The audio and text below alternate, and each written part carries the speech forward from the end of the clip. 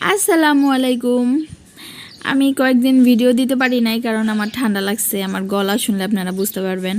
তা আজকে রান্না করছি হইল গরুর কলিজা। কেমনে রান্না করবো কি করবো এটা তো দেখামই। আর গরুর কলিজা রান্নার পরেও শক্ত হইব না আমি যেমনি রান্না করছি। প্লিজ সবাই একটু দেখবেন কেমনে কেমনে রান্না করলাম। আর কলিজা রান্নার পরে কালাও হইব না, শক্ত হইব না, এমন করে রান্না করবো। তো অনেকে পছন্দ করেন, আবার অনেকে পছন্দ করেন না। যারা পছন্দ করেন তারা তো অবশ্যই দেখবেন, আর যারা পছন্দ করেন না তারাও এরকম করে রান্না করলে অবশ্যই পছন্দ করবেন। দেখেন কলিজাটা কি সুন্দর নরম। তো কেমনে রান্না করলাম চলেন দেখাই।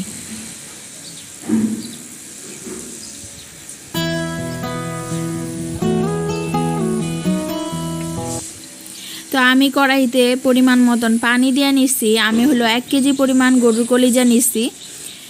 এই কলিজাটারে এরকম করে পিস পিস করে নিছি। প্রথমে এরকম করে পিস করে নিলে যখন এগুলো হলো তিল্লিগুলো আমি পানিতে দেব না, তিল্লি সেদ্ধ করার কোনো দরকার নাই, কিন্তু এই কলিজাগুলা হলো পানিতে দিয়ে দিব।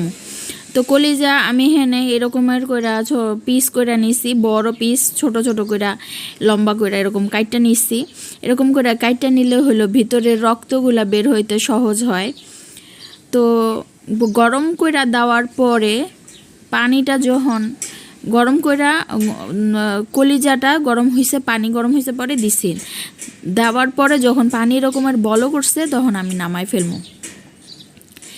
নামাইয়া এরকমের একটা ঝুড়ির মধ্যে ঢাইলা ঠান্ডা পানি দিয়ে ধুইয়া ফেলবো। সঙ্গে সঙ্গে ঠান্ডা পানি, কল ছেড়া ঠান্ডা পানি দিয়ে ধুইয়া ফেলবো। গরম অবস্থায় পরিষ্কার করন যাইব না। তো ধোয়ার পরে আমি আপনাকে দেখাইতেছি কেমনে আমি এটা পরিষ্কার করছি।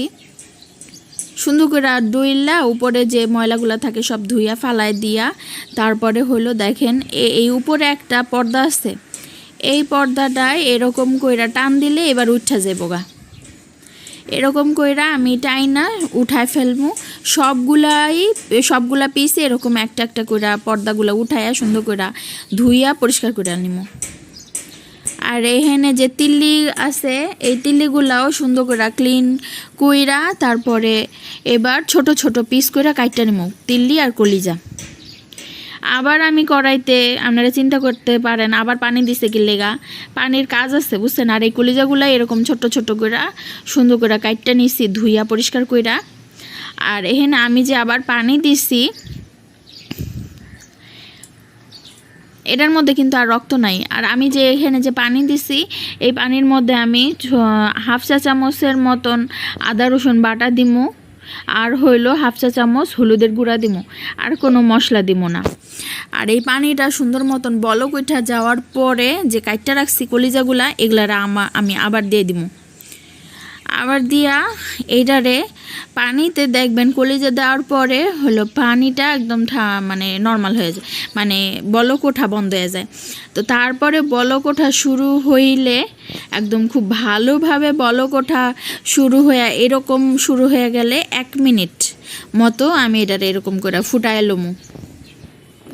এরকম করে 1-1.5 মিনিট ফুটায় নিলে হইল কলিজাটা এই অবস্থাতেই এই মশলার এই পানিতেই সেদ্ধ হয়ে যাব, একদম পুরাপুরি কুক হয়ে যাব। তা আমি আপনাদেরকে দেখাইতেছি। এই যে দেখেন পুরাপুরি সেদ্ধ হয়ে গেছে, একটু কাঁচা নেয়। আমি যেহেতু ছোট ছোট করে কাটছি তো আবার পানিটা ছেঁকা ধুইয়া নিতে হইব। এখানে আমি কড়াইয়ের মধ্যে এবার হলো রান্নার প্রসেস শুরু।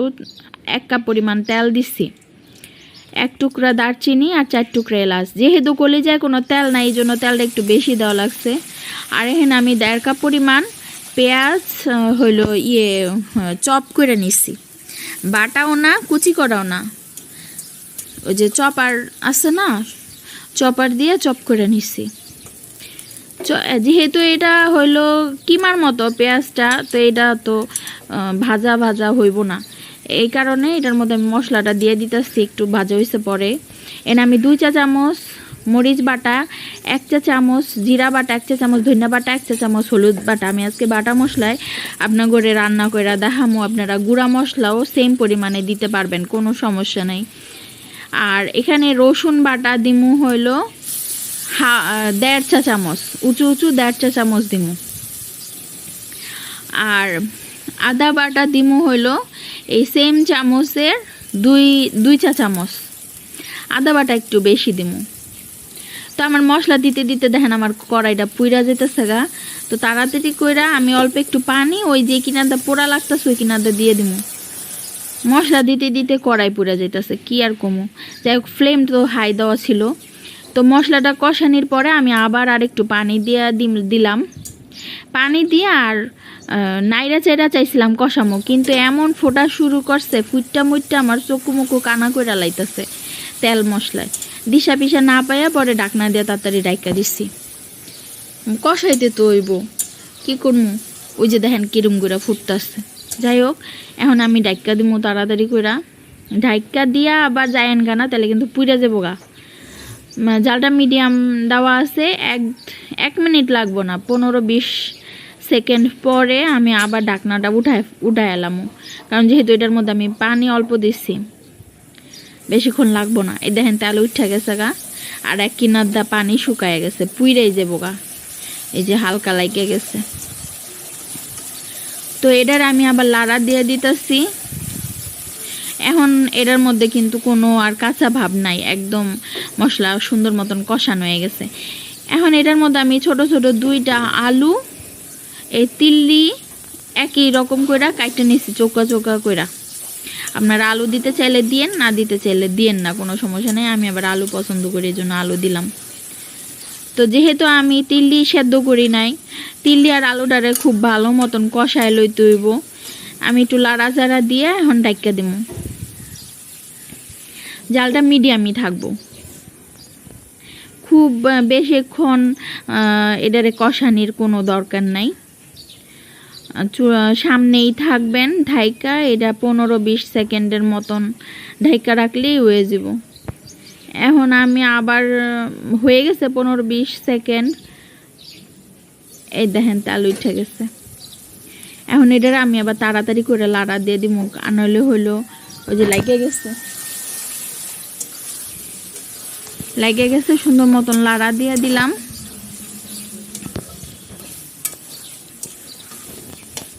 এটা আমার কষানো হয়ে গেছে, এটার আর কষানোর কিছু নাই। এখন হইলো লাড়া দিয়ে দেওয়ার পরে এখন আমি এটার মধ্যে 2 কাপ পরিমাণ পানি দিয়ে দিব, ওই তিল্লি আর আলুটা সেদ্ধ হয়ে যাওয়ার জন্য।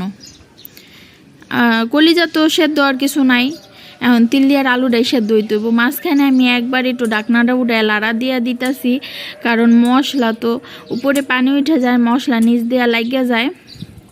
মশলা তো আর পুইরা তো হালান যাইব না, এত কষ্ট করে রান্তাছি যদি খাইতেই না পারি। দেখেন আমার আলুটা সেদ্ধ হয়ে গেছে।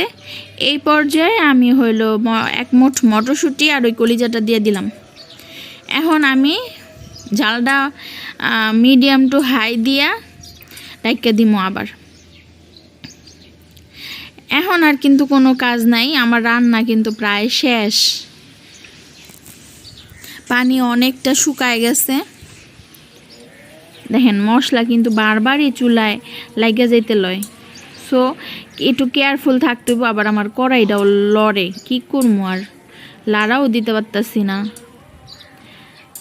যাই হোক, দেখেন আমার মানে ঝোলটা কলিজাটা অনেক ভুনা ভুনা হয়ে গেছে, আর বেশিক্ষণ চুলায় রাখন লাগবো না। আর কলিজাটা যেহেতু আমি আগে সেদ্ধ করছিলাম, আর আমি আপনাকে কই মশলাটার মধ্যে আমি যে পানি ফুটাইছিলাম প্রথমে মশলা দিয়া, ওইটার মধ্যে কিন্তু আমি লবণ দেই নাই। আর কলিজা প্রথম থেকে রান্না করলে, লবণ মশলা সব সহ রান্না করলে, তাইলে হইলো কলিজা শক্ত হয়ে যায়। বিশেষ করে লবণের কারণে কলিজাটা শক্ত হয়ে যায়। আর আমি তো রান্না প্রায় হয়ে যাওয়ার পরে শেষের দিকে কলিজা দিচ্ছি, এইটুক জালে কলিজা শক্ত হইব না। তো আমি একটুখানি শুকনো মরিচের গুঁড়া দিয়া দিলাম, সরি ভাজা জিরা গুঁড়া কইরা দিয়া দিলাম ফ্রেশ। তো আমার কলিজা কিন্তু একদম শক্ত হয় নাই, কারণ আমি কলিজা দেওয়ার পর খুব বেশিক্ষণ চুলা রাখি না। যায় যখন দেখবেন এই বড় বড় বাবুল ওঠা শুরু করছে, তখন আমি চুলাটা বন্ধ করে দিছি, বন্ধ করে ডাইকা রাখছি। চলেন আপনাকে বাইরে দেখাই। এই দেখেন কি সুন্দর কালার আসছে, তাই না? খাইতেও হেভি টেস্ট হয়েছে। তো সবাই রান্না করে খান আর আমার পাশেই থাকেন। সবাই ভালো থাকবেন। আসসালামু আলাইকুম।